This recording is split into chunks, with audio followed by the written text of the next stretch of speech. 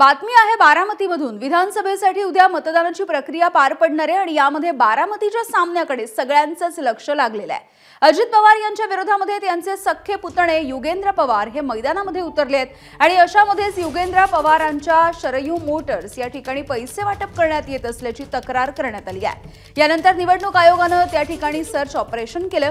यावेळी त्यांना काहीही आढळून आलं नसल्याची माहिती निवडणूक निर्णय अधिकारी वैभव नावडकर यांनी दिली आहे। दरम्यान तक्रार कोणी केली या संदर्भात अद्यापही माहिती मिळालेली नसून चौकशीला सर्व सहकार्य करणार असल्याचं युगेंद्र पवार यांनी स्पष्ट केलेलं आहे। नाही, तसं एफएसटी टीमने तपासलेलं आहे, तसं काही त्यात दिसलं नाही। काल आपल्याकडे अशीच एक तक्रार अननोन तक्रार आली की शरयू टोयोटो जे आहे त्या ठिकाणी पैशाचं वाटप सुरू आहे। आपण त्या ठिकाणी सुद्धा जी आहे ती तपासणी केलेली आहे। नाही, कुठलेही तथ्य आढळून आलेले नाही। एबीपी माझा, उघडा डोळे बघा नीट।